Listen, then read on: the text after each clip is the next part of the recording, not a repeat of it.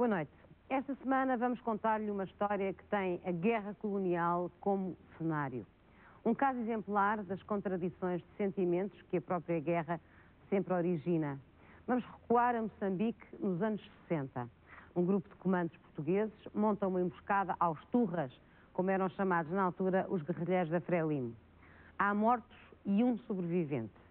Tem 3 anos e uns olhos enormes que comoveram os militares portugueses.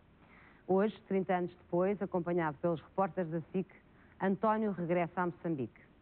E precisamente o repórter que acompanhou este regresso a Moçambique de António José Comando, que é o nome do protagonista desta história, é o Daniel Cruzeiro. Boa noite, Daniel. Boa noite.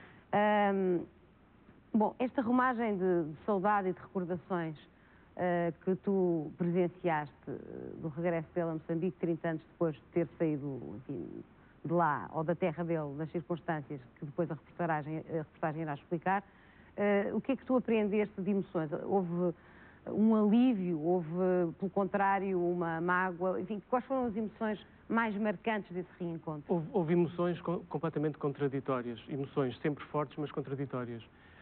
Por um lado, a alegria de ele ter encontrado o pai, de ter encontrado a família, a alegria também de tentar comunicar para além das palavras, porque o pai era maconde, não fala português, e o António é um europeu, apesar de biologicamente ser maconde, tem uma mentalidade de europeu, sem que isto tenha algum preconceito etnocêntrico, nada disso. Mas é diferente. Mas é diferente. Mas, por outro lado, havia uma frustração e uma angústia, porque aquele encontro era, sobretudo, a prova de um desencontro de 30 anos. E nós confrontámos um bocado com o caráter irreversível da guerra. A mãe já não volta, toda a vida, toda a infância que foi abortada já não volta, e o António, nessa medida, vai estar sempre dividido entre aquilo que é e aquilo que poderia ter sido se nada disto tivesse acontecido. Tu achas que ele conseguiu enterrar os fantasmas, os tais fantasmas que ele diz que sempre o perseguiram ao longo da vida? Ele tem uma frase no fim, já em off, que é sintomática e que acho que resume um bocado o estado de espírito dele hoje, que é: eu fechei um problema de 30 anos, mas abri outros tantos. Resolvi, já sei onde é que está a minha família, onde é que está o meu pai, mas não sei se vou poder vê-la muito mais tempo, porque tenho filhos no Porto, tenho mulher no Porto, e portanto ele vai ficar dividido entre o Portugal e Moçambique. Mas pelo menos, se me perguntassem, foi bom ele ter ido lá, eu responderia que sim, que pelo menos ele já tem uma noção da geografia dos afetos, já sabe onde é que está o pai, já sabe que ele existe, e essa era a grande dúvida dele. Obrigada, Daniel. E vamos então ver esta reportagem que eu acho que ninguém pode perder sobre o regresso de António à sua terra natal. Vamos ver.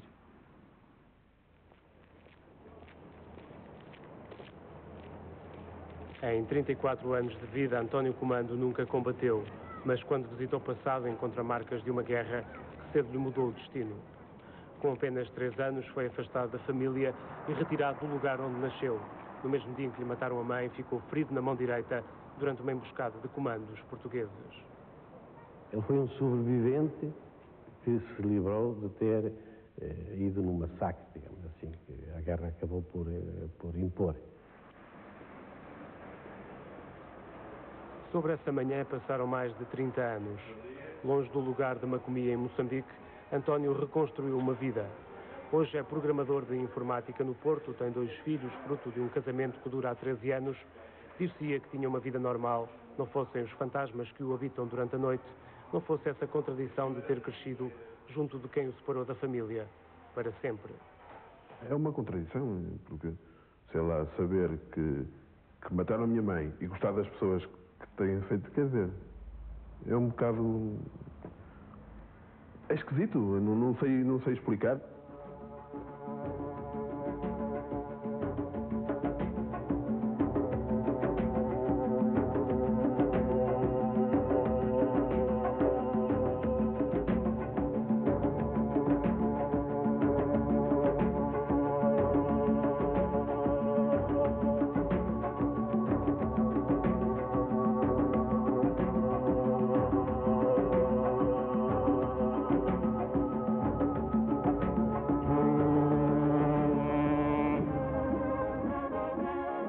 A 9ª Companhia de Comandos desembarcou em Porto Amélia, hoje cidade de Pemba, a 13 de agosto de 67.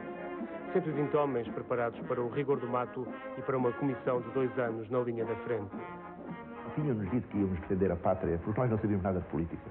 Política que a gente sabia.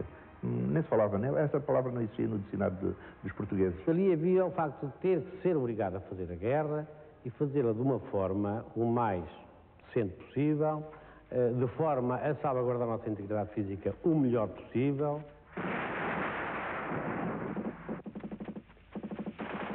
A guerra morava a mais de 2.000 quilómetros da capital Lourenço Marques. A Frelimo de Eduardo Mondlane contava com o apoio logístico da Tanzânia e fazia do Planalto dos Macondes o seu reduto militar. Aos comandos portugueses competia travar o inevitável, a progressão da Frelimo na província de Cabo Delgado. É uma zona perigosíssima e tudo que mexesse era para bater isso, não há dúvida nenhuma. Era um bocado difícil. E sempre que falamos disto, e já lá vamos tanto tempo, ficamos assim com a voz um bocadinho entramulada, porque nunca mais a gente esquece daquilo. Os Fantasmas, assim se chamava a companhia, era um nome que assentava que nem uma luva a quem atuava quase sempre de noite. Os militares faziam dezenas, por vezes centenas de quilómetros a pé, sujeitos às mais inesperadas adversidades. Minas, armadilhas, animais selvagens, emboscadas inimigas. Como era natural, se era a tropa mais experiente e de maiores responsabilidades, que a parte mais dura do objetivo fosse cometida à companhia de comandos. Ali assim não havia políticas, não havia estratos sociais, não havia famílias, não havia nada. Havia combatentes que iam para o mato e se protegiam uns aos outros e tentavam chegar vivos ao quartel outra vez.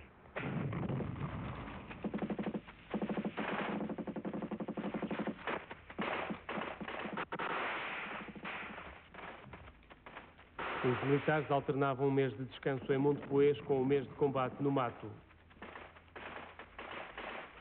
As operações militares não variavam. Golpes de mão, assaltos, emboscadas, e era isso mesmo que se propunham fazer numa madrugada clara de 67. Resolveu-se, enfim, emboscar um poço, porque havia um trilho com bastantes pegadas, não é? No mato é difícil encontrar água. E eles, obrigatoriamente, vinham ali muita água. Na operação estavam envolvidos 40 militares, separados em 2 grupos de combate. 20 homens faziam emboscada, outros 20 protegiam a retaguarda. Esperavam capturar homens armados, mas não desconheciam que mulheres e crianças eram usados como escudos. Podiam vir na frente para abrir caminho a guerrilheiros. E aí eu ia, supostamente a minha mãe, que eu ia atrás, ia nas costas, não é? Um tiro, caiu a minha mãe e supostamente a minha mãe, os garotos a correr e depois, pronto, e aquela confusão toda, soldados e por aí.